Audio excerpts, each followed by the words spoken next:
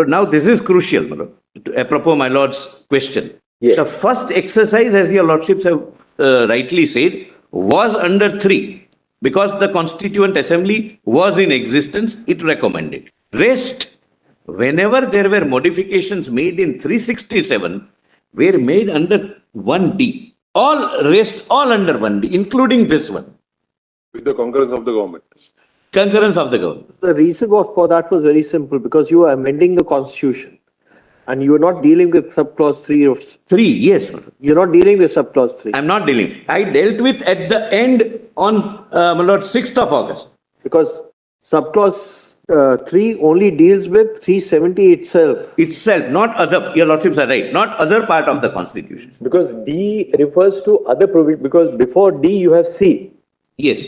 C says that the provisions of Article 1 and of Article 370 shall apply to the Yes. state of Jammu and Kashmir. Correct. Therefore, in that sense, it freezes the provisions of Article 370 in relation to the state of Jammu and Kashmir.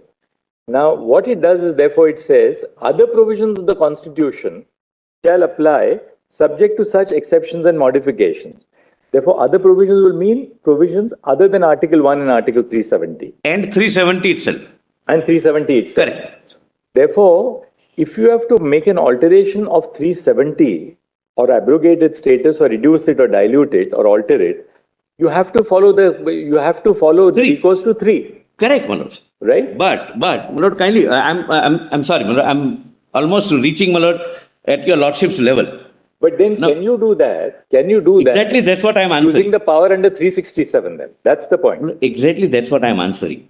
I cannot do that under sub-article 3. 367, I cannot modify under sub-article D. That I can do, and I have done only under 371D. It has been used as a mechanism, and Damnu approves it.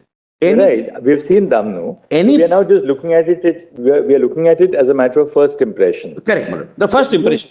Can you alter the import of a provision of Article 370 itself by a process other than 3? Because what you No. have done essentially here is No. that you have used 367 to amend the proviso to 370. Correct. No, not amend. 367 is explanation. That instead of A, it would be B. It may have an effect of amendment. Whether you call it an explanation or an amendment, Yes. one thing is very clear, that the amendment to 367 has the consequence of now reading the words Legislative Assembly in place of Constituent Assembly. Which in fact was not necessary. But yes, it was done. But not under 370. It was done under the first step was, my lord, the first step was the President under 371D added the explanation that henceforth. What the question being put to you is slightly, I think, different. The question is, by making the amendment in 366, by equating Constituent Assembly with the Legislative Assembly, aren't you in fact amending Article 370? Why, without taking recourse To 373. to clause 3 of 370, because Article 370 can be only amended in terms of clause. Because of clause 3. I understand. But then, my lord, it has the effect of it becoming permanent. Because there is no Constituent Assembly. So it can never be modified. 370 can never be modified. Can take recourse. I mean, the argument on the other side is this, that you can take recourse to clause D of subclause D of clause 1 in a situation where you have to amend any other provision of the Constitution other than Article 370. Lord, how? But can you take, yes, It doesn't say so. It's very clear. It says Such of other the provisions. Other provisions of this. Other means I accept 1 and 370. So you are saying such other provisions will include 367. Mr. Solicitor. Yes. It's, All admissible, just once again. That doesn't matter. Let's not. Quite often, I think I should be come to Malad. We are posing Yes. an issue because we have to deal with these issues. So we want to elicit a response. Yes, 371D refers to other provisions of the Constitution. Other provisions of the Constitution, according to you, would include 367. Possible. We're not ruling this out at all. We'll test that hypothesis. But can you use 367 and amend 367 to bring about an amendment to 370? If you do that while exercising the power under 371D, then are you not really doing that to amend 370 itself? Because the only provision which the Constitution creates to amend 370 is 370 clause 3. What you're now doing is, according to them, is that you are using the amendment of 367, applying the provisions of 371D to bring about an amendment to 370 itself. Whereas the purpose of 371D is to amend some other provision of the Constitution. True, 367 is another provision of the Constitution, but can you use that to amend then 370 itself? That's the point which you have to answer. Lord, I can assure my learned senior. No, please. No, I can assure him, nobody can disturb me or derail me without my consent. I'm quite accustomed to such interruptions. No, Mr. Solicitor, please don't get derailed because this is the heart of the matter. No, I know that. My Lord. And he also knows. Mind spending But I'm quite accustomed. Some clarity on this is necessary. Let's sit down and do it for what will be, I will put it slightly differently. I'll put it differently. The interpretation which your lordships are, my lord, prima facie now testing. We're testing it. No, we are testing it. The prima facie testing it. Lord, what will be the impact of that interpretation? I'll read, my lord, the entire Article 370. Meaning thereby, my lord, in absence of a constituent assembly, which can never be modified, the sub-article 3 can never come into effect, come into operation, and 370 gets the status of a permanent provision. Lord, please read it in totality. My lord, please read the entire article. My lord, for my satisfaction, please have a look at, my lord, the entire article. Notwithstanding anything in this constitution, your lordships can skip. The power of parliament to make laws for the said state shall be limited to those matters in the union list and concurrent list. Your lordships have seen, my lord, those the precedent earmarked. The provisions of Article 1 and of this article shall apply in relation to that state. The purpose is that Jammu and Kashmir can do nothing in their constitution, or even parliament can do nothing in their constitution. So I highly appreciate, my lord, the difficulty, my lord, if your lordships accept that. Then even 368 route, which is the second route suggested, cannot be done. Because it says 1 and this article shall remain.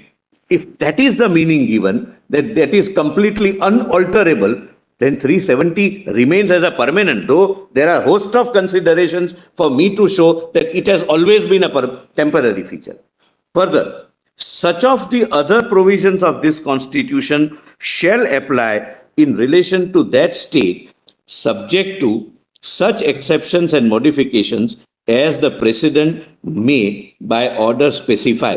My lord, other provisions would mean other than B. Could the Legislative Assembly make a recommendation in terms of 371A saying that under 367 you equate Constituent Assembly with Legislative Assembly? Saying if it is amendment, it cannot. Just think about it and then answer.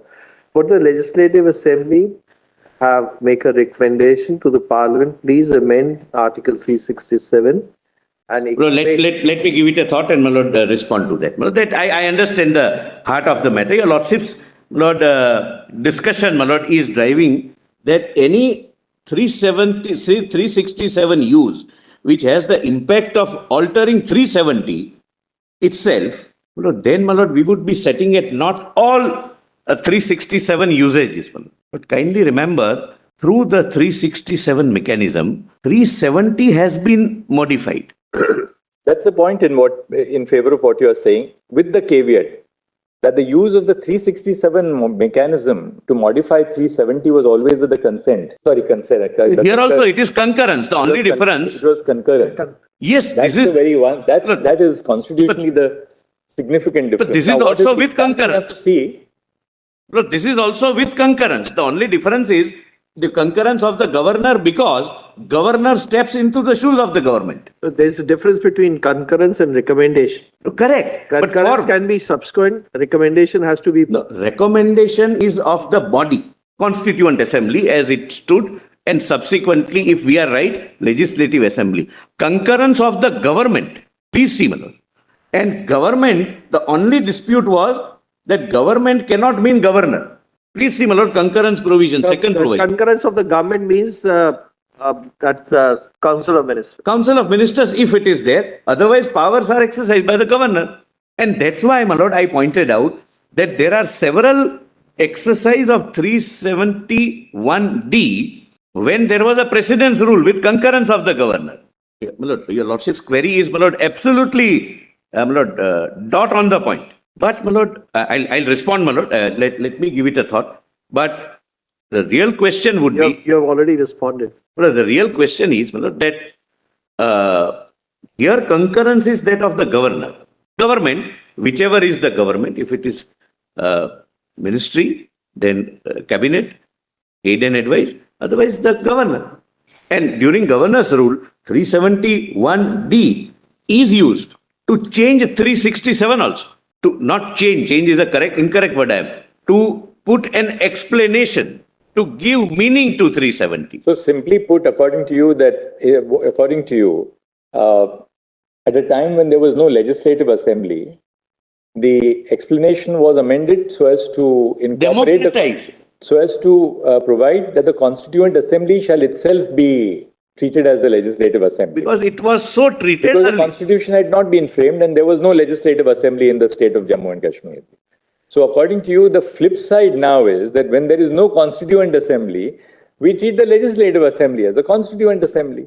To democratize, my lord. Otherwise, my lord, kindly see, suppose the government took the decision. The government took the decision. My lord, suppose. The second answer could be, and that's for the other side to answer, by amending 367, in fact, you're not really amending 370 as such, because the 370 procedure has to be still applied. To abrogate or nullify 370, the procedure has to be still applied. Suppose 367 had been amended in terms of 371D with the concurrence of the state government. Second step, the Legislative Assembly had made a recommendation, please abandon or abrogate 370. It would have passed muster. Nobody would have really, probably the other side wouldn't have been here also, except some of them. Yeah, they would still be here, but that's that's beside the point. But it could have been done. If this route is permissible or not. Lord, suppose I'm putting a question to myself. Lord, suppose I thought I answered it in your favor. your lordships are absolutely right. That's my answer, my lord. That's my answer. My lord. I'm grateful to your lordship, my lord, for that. That thought didn't occur to me.